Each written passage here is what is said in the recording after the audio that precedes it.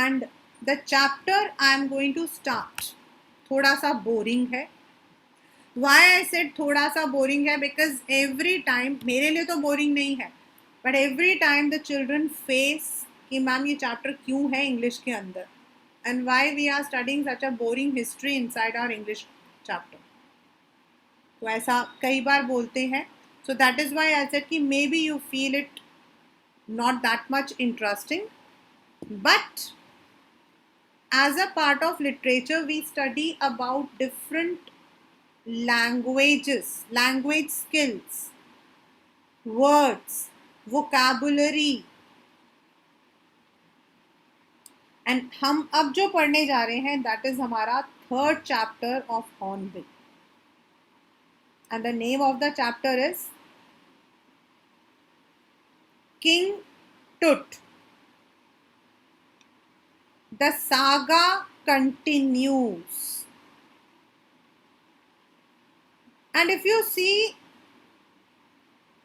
अगर हम इसको बोलते हैं कि discovering Tut, the saga continues. Why do we say that discovering Tut, the saga continues? What is the meaning of saga? And why it is continuing? This is because वैसे तो बहुत कुछ चेंज हो चुका है. सागा मतलब होता है the history, the story.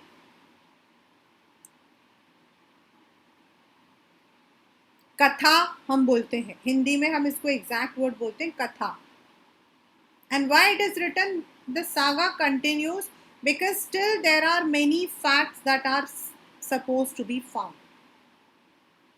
Secondly, इसमें जितने क्वेश्चंस आते हैं, जो पीछे आपके क्वेश्चंस है ना, वही क्वेश्चंस आपके आते हैं in your paper. Only may be in the back it is written give reason. वहां डायरेक्टली आपसे क्वेश्चन पूछा जाता है why was Tut's mummy scanned so many times, ऐसे करके आता. बट 99% जो बैक क्वेश्चंस हैं वही आपके बुक उसमें पेपर में भी आता है. This has two themes. One, the use of medical technology in history, and second is about a historical figure, a pharaoh, King Tut. दो मतलब कि उसको थीम को लेता है. The very first is the story is about Egypt. और अगर हम इजिप्ट के बारे में कभी पढ़ते हैं, if any one of you is interested in literature, see that Greeks and जो आपके इजिप्ट हैं, they had a very good historical significance. They used to think जो उनका king होता है, he is the messenger of God, and they called him as Pharaoh, Pharoh. Kindly use the spelling, आपके book में है yet, Pharoh. He was a pharaoh, means they considered that the kings are the messengers of God and they have come to rule on us because God has sent them. And Egypt was ruled by the pharaohs for many years. Now the story goes like that कि जो King Tut था, he ascended the throne at a very young age, when he was a teenager, and unfortunately he died within a short span. वो राजा भी बहुत छोटा था, teenager था तब बन गया, और उनकी जो डेथ हुई थी that was also within a short span. And according to this chapter, जहां तक ये चैप्टर लिखा हुआ है बुक के अंदर, the reason of the death was unknown. अब तो है. Now if you Google it, आप में से अगर कोई बच्चा DAV का है तो आपके स्कूल में तो this is one of the I can say project also. Last year also it was there as a project. Now King Tut is, पता है हमें King Tut का क्या हुआ था. But till this chapter goes, we don't know what happened to him. How did he die? Well, he was a youngster, he was a teenager, he ascended the throne and then suddenly he died, and there is no clues कि उनकी death के बाद what happened to his dynasty. उनकी जो dynasty थी उनका क्या हुआ? What happened to his dynasty? Nobody knows. So that is why his story is considered as one of the historical importance. Now जो इजिप्ट है वहाँ पर बहुत सा मतलब कि every year the pharaohs sorry the kingdom was ruled by the pharaohs. King टट के जो फादर थे, grandfather, he was a philanthropic and he was a good person. बहुत अच्छा इंसान था वो. And he had started the worship of Amun god, that is the sun god. And जगह जगह उन्होंने टेम्पल्स बनाए थे. लेकिन उसके जो बेटा यानी कि टुट का जो फादर था, ही वॉज वैकी. आपके पेपर का ही क्वेश्चन है दैट जो तुतनखामन मतलब कि जो थर्ड थे, he was little bit wacky. Wacky मतलब सन की. When he ascended the throne, तो उसने अपने फादर के बनाए हुए सारे टेम्पल्स को स्मैश कर दिया और अपना जो किंगडम था, उसका जो कैपिटल था, वो तिब्बत रिवर के दूसरी तरफ लेकर आ गया. And he even change his name. उन्होंने अपना नाम तक चेंज कर लिया. Then the third generation, that is Tut, when he ascended the throne, so he followed the footsteps of his grandfather, not his father. उसने अपने ग्रैंडफादर का जो स्टेप था उसको फॉलो किया. He opened back all those temples और उसने अपना नाम भी चेंज किया. But unfortunately after a short period he was dead and nobody knows how he died. मतलब there is no where about, मतलब कि हमारे हिस्ट्री में कहीं लिखा नहीं है उनकी डेथ कैसे हुई थी. एंड उसके बाद who ruled over his dynasty, क्योंकि किंग टुट के फादर के बाद एक रूलर था, उसके बाद किंग टुट था, लेकिन उसके बाद क्या हुआ nobody knows. What happened to those areas कोई नहीं जानता. So that is why the historians try to find out the reality, the real check. Now comes, आप लोगों ने सबने पढ़ा होगा mummies. The what we call as preservation of the dead bodies using the chemicals. And Egypt का जो pyramid है, that is one of the largest conservation of the mummies. So that is why, और ये जो pharaohs होते थे, they all were buried in this mummies. अब question ये आया था कि टुट, किंग जो किंग टट था, how he was buried, how he died, what was his whereabout. इसीलिए it was they try to find, historians try to find about the reality. तो कहा जाता है कि उसकी जो डेड बॉडी है, ग्रेवयार्ड है, that is in a basement type, मतलब नीचे की तरफ है. एंड वहाँ पर जहाँ उसकी डेड बॉडी रखी हुई है, वहाँ दीवारों पर जो है म्यूरल्स लिखे हुए हैं, द होली सेइंग्स, जैसे हम लोग अपना कहते हैं, वो उनके जो होली सेइंग्स हैं वो लिखे हुए हैं. And it is said that जब हम उस ग्रेवयार्ड को विजिट करने जाते हैं, we should not speak anything, we need to be quiet. If anyone disturbs the sleeping pharaoh, then the person would be dead or he would meet unfortune, misfortune. ये Egyptians का मानना है. आपके paper का question है what are the beliefs of the Egyptians. तो उनका मानना है कि अगर फैरोज को सोते हुए कोई जगा देगा या उनको डिस्टर्ब करेगा in the graveyard, then the person may die और फेस एनी मिसफॉर्चून. इसीलिए वहाँ कोई शोर नहीं मचाता. All of them come, read the murals and go out.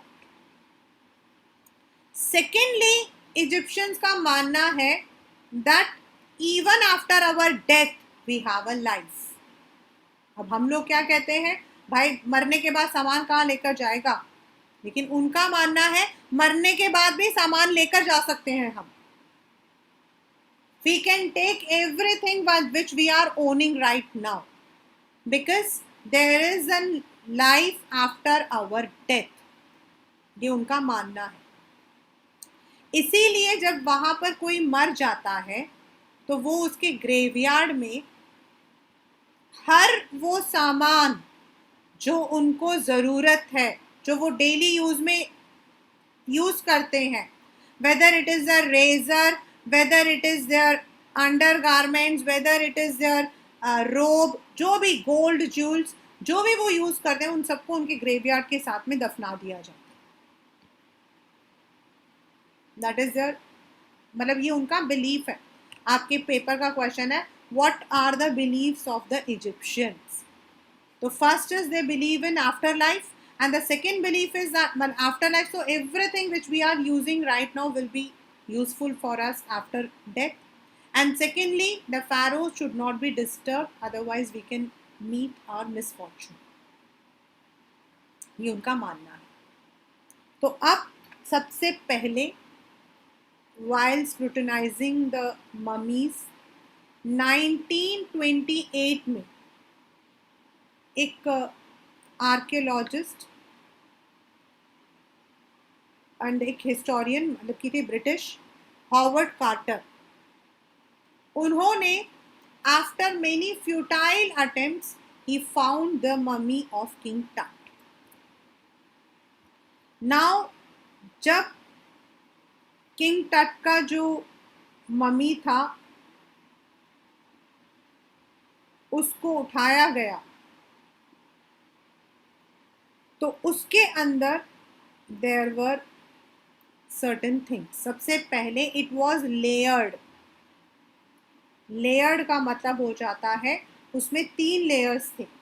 सबसे ऊपर on the upper one it was adorned with the celery leaves, the lotus, मतलब जो भी मार्च या अप्रैल में जो आपके फूल पत्ते आते हैं, दे ऑल वर देयर.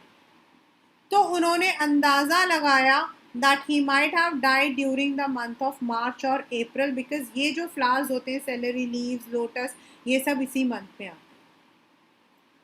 उस लेयर को हटाने के बाद आपका सेकेंड लेयर आया. तो द गोल्ड, मतलब जो भी उन्होंने सामान अपने साथ में रखा था, whatever the boy was using, his razor, his, मतलब कि उसके जो ज्वेल, सब कुछ था, आर्मर, सब कुछ था. एंड नीचे आपकी जो बॉडी है दैट वाज देयर. अब वो जो बॉडी थी इट वाज मतलब कि कंप्लीटली गोल्ड से वो गिल्डेड थी. एंड इतने सालों से, मतलब थाउजेंड्स ऑफ ईयर्स वो उसमें रहने की वजह से it had stuck to the bottom of the coffin. Coffin के बॉटम में चली गई थी वो, और वो एकदम चिपकी हुई थी. एंड इट वॉज गोल्ड, उसके दोनों तरफ चिपके हुए थे. नाउ जो हॉवर्ड कार्टर था उसने अपनी इन्वेस्टिगेशन के लिए क्या किया, बॉडी को कफिन से निकालने के लिए सबसे पहले he kept it in the sun. वहाँ पे बहुत गर्मी होती है, तो उसने सोचा कि जो वो रेजिन्स हैं, रेजिन मतलब जो गोंद, फेविकोल हम कह रहे हैं ना उसको, that should get out, melt हो जाएगा, लेकिन नहीं हुआ. सेकेंडली उसने क्या किया, जो आपके आर्म्स वगैरह होते हैं वहां से उसने जो है एक चिजल मतलब खुरपी जैसे लेकर उसको काट कर बॉडी को बाहर निकाला. Actually, according to the rules of archaeology, no person can touch the things which are with government. लेकिन हॉवर्ड कार्टर का कहना था कि अगर वो उस बॉडी को वहां से नहीं निकालता तो शायद मतलब कि जो गार्ड है उनको मार कर चोर लोग जो है उस बॉडी को उठाकर लेकर जाते, सारा गोल्ड निकाल लेते और उसकी बॉडी कहीं फेंक देते. Yet it was mistake. आपका पहला क्वेश्चन है, why was Carter's investigation resented? और गवर्नमेंट ने कहा कि that is wrong. उसने तो अपने डिफेंस में कहा that he had taken out because he wanted that the thief should not attack on it. बाद में उसको वापस उसी जगह पे रख दिया गया. This was long back. Second time, 1968. In 1968, again the body was taken, and this time it was taken for an X-ray. इस बार उसको निकाला गया for taking an X-ray of the body. जब X-ray निकाला गया तो there was a shocking revelation. X-ray में आया कि जो आपके ब्रेस्ट बोन है, जो आपका रिब केज है, जिसके अंदर आपकी पूरा मतलब कि आपका जो रिब केज है उसके अंदर, दैट वाज ऑल मिसिंग. इसकी वजह से जाई हवास जो मतलब कि जो आर्कियोलॉजिस्ट जो उसको डील कर रहे थे उनकी तो रातों की नींद उड़ गई. How it is possible, body के ऊपर देयर इज नो कट, लेकिन according to the X ray the internal organs were missing. दूसरी तरफ nobody knew that how he had died. So these were all mysteries surrounding this dead body, this mummy. लेकिन कुछ समझ नहीं आ रहा था कि क्या किया जाए. Now the first time it was 28, the second time is what it was 1968. Third time the medical technology had further developed. Now the medical technology use the archaeology as well as the medical finding, the technological findings also.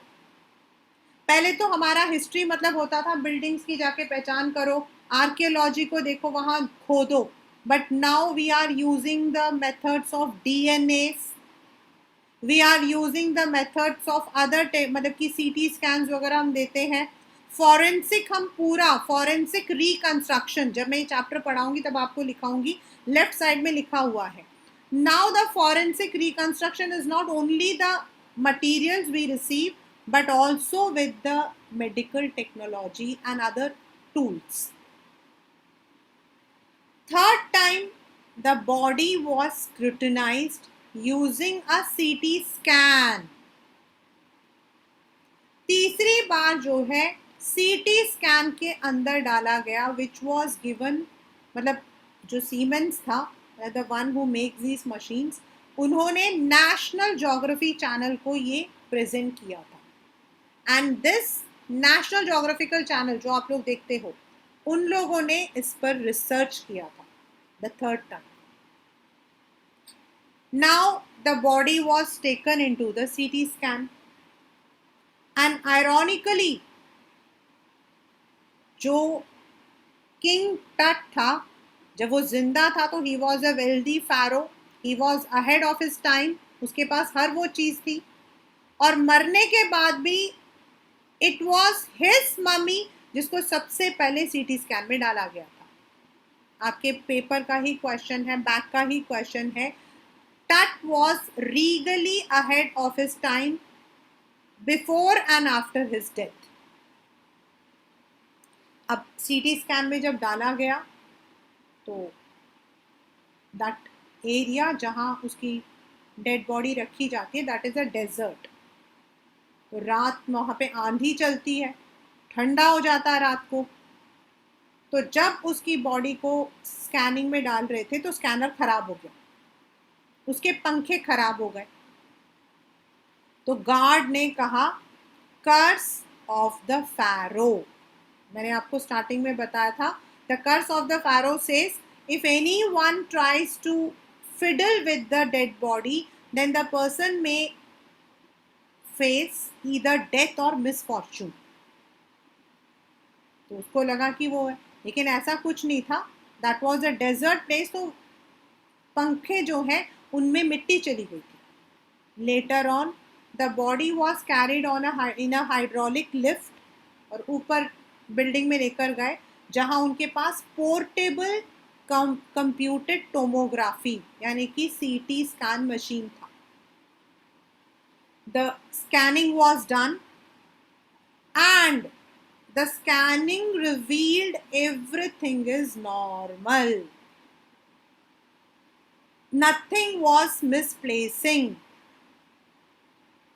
उसकी पूरी picture जो 3D में बन के आती है, pixels वो आए, उसका रिब केज, उसके हाथ पैर सब सही सलामत थे। And it was found that everything is right. मतलब क्योंकि पहले जो आपका 68 में जो आपका एक्सरे हुआ था, that might be because at that time the technology was not this much developed, maybe there was some reading observation problem थी, but CT scan ने दिखाया कि everything is normal। तो जो हवास है, the chief, जिस मतलब कि who is the head for this, he says कि मैं इतने दिन बाद अच्छी नींद सोया था, बिकॉज अभी तक तो यही सुनने को आ रहा था कि द डेड मतलब कि जो बॉडी है उसके अंदर रिब केज के वो पूरा मिसिंग है। Again the dead body was taken back to the same coffin and जहां पर priest ने उनको ले किया था उसी जगह पर वापस रख दिया गया। And it is also said that जो उनका ग्रेवयार्ड है, उसका जो मतलब कि चौखट है, थ्रेशोल्ड, उसके बिल्कुल ऊपर गॉड ओरियन मतलब कॉन्स्टलेशन जो है वो उसकी मतलब गार्ड करते हैं। मतलब उनका मानना है कि these pharaohs are guarded by the angels itself. जो कॉन्स्टलेशंस हैं, द गॉड ऑफ कॉन्स्टलेशन वो उनको खुद मतलब कि they guard them. But he was put back to that area and it was found that nothing happened. This is the chapter King Tut, that is the saga continues. Discovering Tut, the saga continues. Now let us come to the next factor। अगर आप लोग if you read the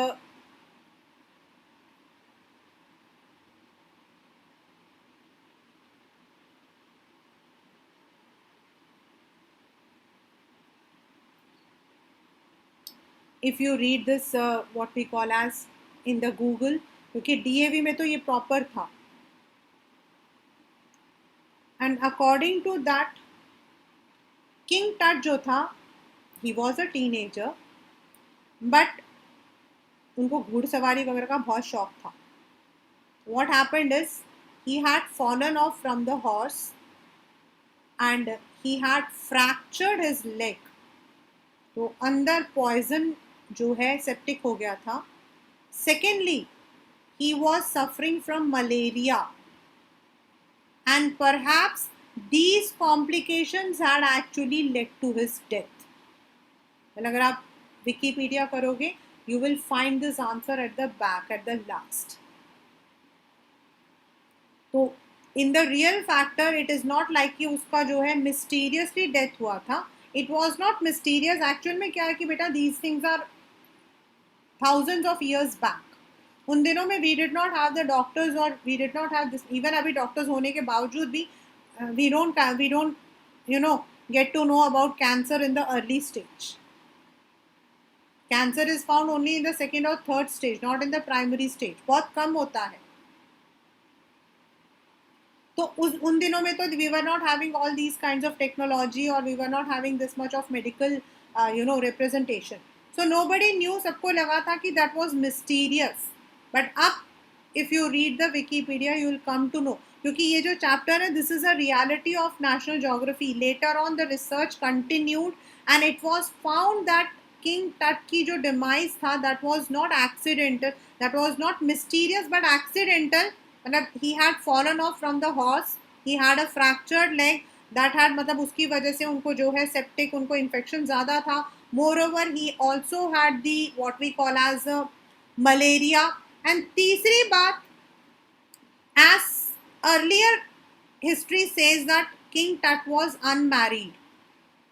मतलब कहा जाता है कि king Tut जो था वो अनमैरिड था. लेकिन if you read the Wikipedia right now you will find that he wasn't unmarried but he was married with one of his, मतलब उस जमाने में वो जो कजन थी उसकी, स्टेप सिस्टर थी, कुछ ऐसा था, उसी के साथ उसकी शादी भी हुई थी. एंड इवन देयर वर सम, मतलब उनके बच्चे भी होने वाले थे, ऐसा कुछ था. See I don't know about much, लेकिन मुझे थोड़ा बहुत पता है. I had visited. So ma'am, basically he died an untimely death, right? Yes, he died an untimely death. But ये था कि अभी मतलब जहाँ तक ये चैप्टर हमारा जाता है वहाँ तक तो हमारा यही था कि the saga continues because still the research was going on. But later on the theories prove that he died untimely, but it was not mysterious. It was not like somebody said that he might have been poisoned, somebody said that he must have been murdered. ऐसा नहीं था. He had died a natural death only, but it was due to the complications as he had fallen off from the horse. Then secondly he also had malaria. तो उन सब की वजह से जो कॉम्प्लिकेशन था उसकी वजह से उनकी डेथ हुई थी, नॉट पॉइजन या फिर मर्डर.